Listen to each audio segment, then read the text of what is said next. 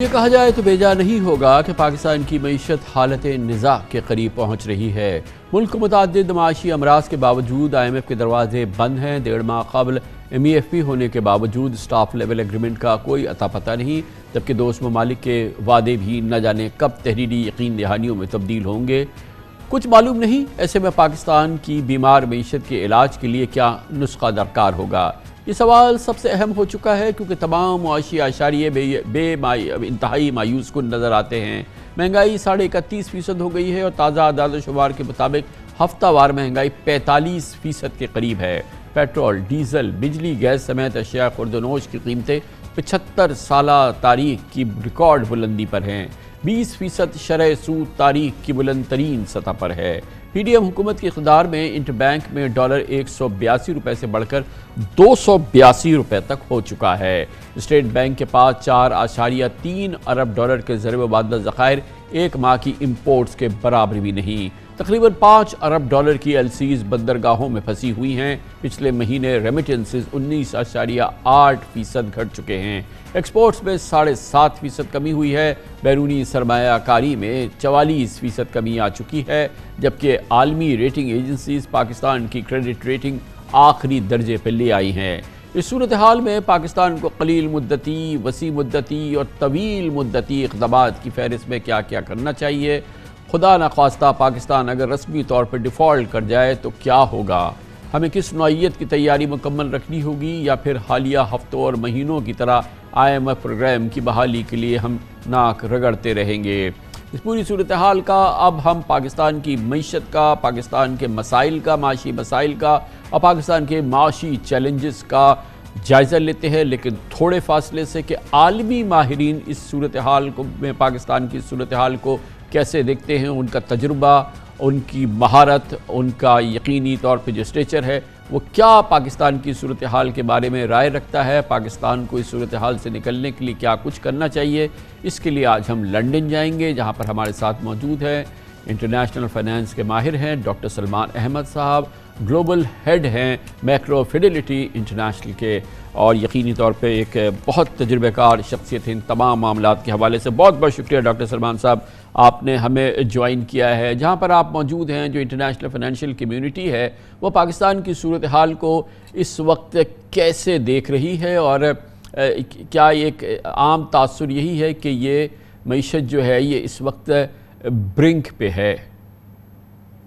السلام علیکم کامران صاحب، بالکل آپ بانڈ مارکیٹ پرائسنگ سے دیکھ لیں کہ مارکیٹس منڈیاں کیا پرائس کر رہی ہیں، تو فار سیورل منتھس ناؤ، کافی مہینوں سے ڈیفالٹ کی پرائسنگ کافی ایکسٹریم پہ۔ انفیکٹ پاکستان کی جو ڈیفالٹ CDS جس کو کہتے ہیں credit default pricing is highest in the world, کہ سب سے ایکسٹریم رسک ہے اس وقت پاکستان کا ڈیفالٹ، ٹریڈیشنل ڈیفالٹ کا۔ بٹ دیٹ سیڈ، پاکستان کے جو ایشوز ہیں اس میں IMF کی جو ڈیل پاس تھرو کرنا is the short term is the most important factor. اور اس دفعہ جو سب سے ڈفرینٹ بات یہ ہے کہ جو جیو پولیٹیکل انوائرمنٹ ہے وہ کافی ڈفرینٹ ہے، اور that's why the market has been much more skeptical about pricing Pakistan's default probabilities۔ تو یہ فرمائیے گا کہ جب IMF کا تو کام ہی یہ ہوتا ہے کہ وہ آپ کی بیلنس آف پیمنٹ کے ایشوز کو ایڈریس کرتا ہے۔ IMF کا تو بنیادی وعدہ یہی ہوتا ہے کہ وہ جس کنٹری میں پھر جس پروگرام میں آ جائے وہ اس کو ڈیفالٹ نہیں کرنے دیتا۔ تو یہ ساری چیزیں جو ہیں یہ کیا صرف اس وقت تک ہے جب IMF کا پروگرام بحال نہیں ہو جاتا؟ مگر اس سلسلے میں ایک اور ہم نے یہ صورتحال دیکھی ہے کہ اب IMF پاکستان سے کہتا ہے کہ جو اس کے فرینڈلی کنٹریز ہیں، جو بائی لیٹرلی انہوں نے ہمیں فائنینشیل اسسٹنس دینی ہے، وہ ہمیں مٹیریل ہمیں کر کے دکھائیں۔ حالانکہ وہ ان کے ایگزیکٹو بورڈ کے ممبر ہیں، قطر بھی، UAE بھی اور سعودی عربیہ بھی، لیکن وہ کہتے ہیں کہ نہیں، اب آپ خود ارینج کریں اور ہمیں پروف دیں کہ یہ ڈپازٹس آپ کے پاس آ گئے ہیں۔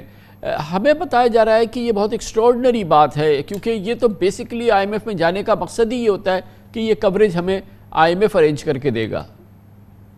بالکل خان صاحب، اس دفعہ جو کنڈیشنلٹی دی جا رہی ہے اور اس کی جو بریتھ ہے وہ کافی ڈفرینٹ ہے compare to the previous programs. Pakistan تو آپ کو پتہ ہے کہ 24ویں دفعہ IMF پروگرامز میں جا رہا ہے۔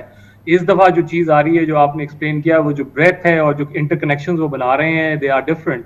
جو کیس نظر آتا ہے دوسرے کنٹریز میں، وہ ارجنٹینا کا ہے۔ جس میں آئی ایم ایف نے بہت زیادہ اسٹرنجنٹ کنڈیشنلٹی ڈالی تھی اور جو کہ واز ناٹ سکسیسفل، وہ کافی ناکامیاب رہی تھی، کیونکہ اس کی وجہ سے اکانومی اتنی اسٹریس میں آ گئی تھی کہ it was a complete wipe down. So I M F کو وہاں سے نکلنا پڑا تھا.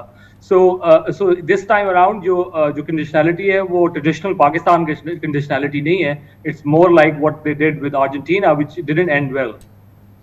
اور اب اچھا پھر بھی اس کے بعد جب یہ پروگرام ریسٹور ہو جاتا ہے، سم ہاؤ یہ جو کمٹمنٹس ہیں یہ میٹیریلائز ہو جاتی ہیں ہماری 6 بلین ڈالر کی، تو پھر ہم یہ اس بات پہ یقین کر سکتے ہیں کہ اب یہ I M F program executive board سے منظور ہوتا ہے اور پھر بحال ہوتا ہے کہ پھر ہم ڈیفالٹ نہیں کریں گے. کامل صاحب اگر یہ پروگرام آ جاتا ہے تو یہ آپ کو پوسٹ پون کر دے گا، کیونکہ جو اسٹرکچرل ایشوز ہیں وہ تو نہیں گئے، وہ تو وائپ آؤٹ نہیں ہوئے. جو مین جو ٹریڈیشنل ڈیفالٹ ہو رہا ہے اس وقت، کیونکہ دیکھیں نا ڈیفالٹ تو آپ نے بڑا اچھا ورڈ یوز کیا کہ جو ٹریڈیشنل ڈیفالٹ کا جو ابھی ہم لوگ بات کر رہے ہیں، بٹ ایک انڈر گوئنگ ڈیفالٹ تو ہو رہا ہے. وہ یہ ہے کہ inflation is running much higher than interest rate. So وہ جو گیپ ہے 31-32% کا جو کہ 45% پہ ہے on a week to week basis versus 20% of interest rate, وہ ایک ڈیفالٹ ہے آن دا لوکل کرنسی. سو وہ تو چل رہا ہے اور وہ it will help bring some imbalance out of shape. But جو آئی ایم ایف کا جو ایشو ہے وہ ایکسٹرنل ڈیٹ کے اوپر ہے. اب ایشو یہ ہے کہ اگر وہ بہت زیادہ اسٹرانگ کنڈیشنلٹی ڈالیں اور باقی چیزیں اس میں لے آئیں تو بینکنگ کرائسس نہ اسٹارٹ ہو جائے، جس کی وجہ سے یہ ساری چیز اور خراب ہو جائے. So it will be very important کہ آئی ایم ایف ریلائزز کہ وہ جو ٹریڈیشنل ڈیفالٹ نہ کرائیں، سو دیٹ جو آن گوئنگ ڈیفالٹ ہے وہ اکانومی کو بیک ان شیپ لے آئے ان دا نیکسٹ ایئر اور سو. تو ڈاکٹر صاحب ہمارا تو ایک اور مسئلہ ہے نا، آپ کے علم ہے کہ ایک طرح کا مانیٹوریم ہے امپورٹس پہ اس وقت، اور ہمارے یہاں پراپر امپورٹس نہیں ہو رہی ہیں، اور جس کی وجہ سے ایک بیک لاگ جمع ہو گیا ہے 4 سے 5 بلین ڈالر کا. اور بعض ماہرین کہتے ہیں کہ یہ آلریڈی آپ ڈیفالٹ کر گئے ہیں، کیونکہ اب آپ کی یہ امپورٹ کی کمٹمنٹس ہیں، یہ ساری چیزیں ہیں، آپ وہ کمپلائی نہیں کر پا رہے ہیں. بالکل فرام اکنامک فلو پرسپیکٹو تو ڈیفالٹ ہے، کیونکہ ایٹ لیسٹ مورٹوریم ہے آپ نے کہا. اب اس کو پرماننٹ نہ بن جائے سولوشن کیا ہے کہ اگر پاکستان انکمپیٹیو ہو جائے as a result of that, how would I M F benefit from it, how would Pakistan benefit from it. اور یہ مووی پہلے چل چکی ہوئی ہے. سو آئی ہوپ کہ دیر از سم انڈرسٹینڈنگ کہ یہ جو نسخہ دیا جا رہا ہے اس سے پیشنٹ بالکل ہی مرا نہ جائے، کیونکہ اس میں کسی کا فائدہ نہیں. تو اب ہمارے پاس بڑی ایک پریکیریس سچویشن ہے، devil in the deep sea, کیونکہ یہ آئی ایم ایف کا ابھی جو پروگرام ہے یہ تو جون تک ہوگا، ابھی بھی اس میں بھی 10th اور 11th ریویو باقی ہے، مگر اس سے تو کام نہیں چلے گا. پھر جیسے ہی وہ ختم ہوگا، اگر ہم ایک اور پروگرام نہیں لیتے سال 2 سال یا 3 سال کا، تو پھر وہ تو ڈیفالٹ ہمارے سامنے آ جائے گا. تو میں جو ڈیول ان دا ڈیپ سی کی بات کر رہا ہوں وہ یہ کہ جیسے کہ آپ نے کہا کہ وہ آئی ایم ایف کی پرسکرپشن اتنی کڑوی، اتنی سخت ہے کہ جس مرض کے لیے دی جا رہی ہے وہ مریض ہی نہ مر جائے اس سے.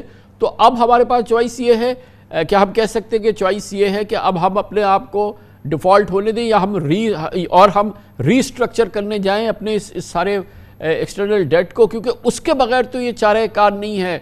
وہ جو پرسکرپشن ہے وہ زیادہ سخت ہوگی، ہم 3 سال کا آئی ایم ایف کا پروگرام لے کے اپنے آپ کو ڈیفالٹ سے بچائیں. سو کمل صاحب اس میں لوکل کرنسی اور فارن ڈیٹ کو ڈفرینشیٹ کر لیتے ہیں. آپ نے فارن ڈیٹ کو آلریڈی ہائی لائٹ کر دیا ہے. لوکل کرنسی میں جس طرح میں نے مینشن کیا وہ ڈیفالٹ تو ہو رہا ہے، کیونکہ انفلیشن کی وجہ سے انفلیشن اور انٹرسٹ ریٹ کے اسپریڈ سے ہم کیلکولیٹ کرتے ہیں کہ بھی کہ جو ایکچوئل لائبلٹیز ہیں وہ کیسے نیچے آ رہی ہیں، وہ تو آن گوئنگ ہے. جو ایکسٹرنل سائڈ ہے اس میں پاکستان کا کیس جو پیکیولر ہے. فار ایگزامپل اگر آپ ایشین کنٹریز کی ایگزامپل لیتے ہیں، 97 میں quite a few of those countries, Thailand, Malaysia, Indonesia نے ڈیفالٹ کیا تھا، بہت بڑا جی ڈی پی کنٹریکشن ہوا تھا.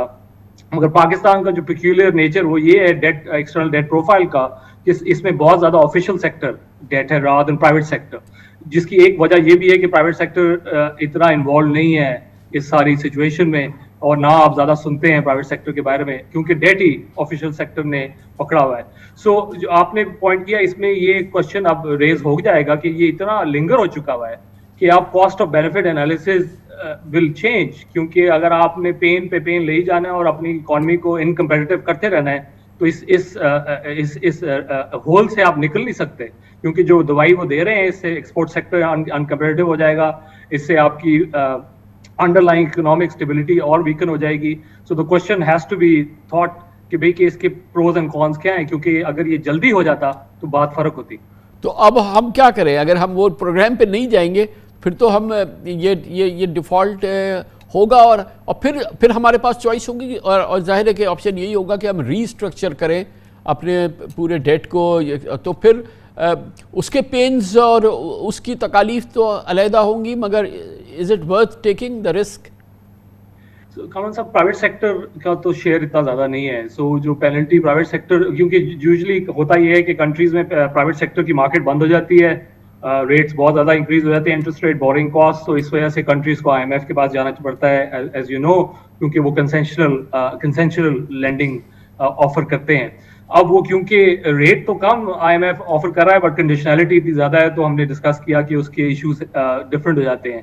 सो इसमें अब प्रोज एंड कॉन्स का एनालिसिस डिफरेंट है, और ये होना चाहिए कि इसमें और कंट्रीज ने पहले भी डिफॉल्ट किया है, मगर फिस्कल कैपेसिटी जो क्रिएट होती है वो भी थॉट थ्रू करनी पड़ेगी. उसको यूज कैसे करना है गोइंग फॉरवर्ड, आपने कॉन्फिडेंस वापस कैसे लेके आना है अगर वो पाथवे लेते हैं, क्योंकि इस वक्त तो कॉन्फिडेंस बिल्कुल डेसिमेट हो चुका हुआ है, और मोर इट लिंगर्स वो परमानेंट डैमेज स्टार्ट हो गया है, both on the economy and the confidence of foreign investors. तो अब हमारे पास क्या चीज़ें हैं जो कि हमें बहरहाल अपने आप को सेल्वेज करने के लिए, या इस इकॉनमी को सेल्वेज करने के लिए, सिंकिंग इकॉनमी को सेल्वेज करने के लिए, रेस्क्यू करने के लिए हमें करनी है, वो शॉर्ट टर्म, मिड टर्म और एंड लॉन्ग टर्म्स जो कि हम कर सकते हैं, जो हम इनको अगर हम कहें कि लो हैंगिंग फ्रूट्स, जिनको कि हमें बहरहाल करना चाहिए, और फिर वो जो स्ट्रक्चरल मेजर्स लेने हैं जो कि हमारे लिए आपके नज़दीक क्रिटिकल हैं, जो कि लेने ही लेने, वो क्या हैं? सो कामरान साहब, 97 के क्राइसिस के बाद थाईलैंड, मलेशिया, इंडोनेशिया, इनकी इतनी बड़ी कंट्रैक्शन हुई थी, 5-6 percentage point of GDP contract हुआ था. इनकी करेंसीज के पेग्स थे जो कि डिप्रिशिएट हो गए, massive depreciation, unemployment rate went up. So these countries went through a lot of pain, but very interesting lessons came out of that.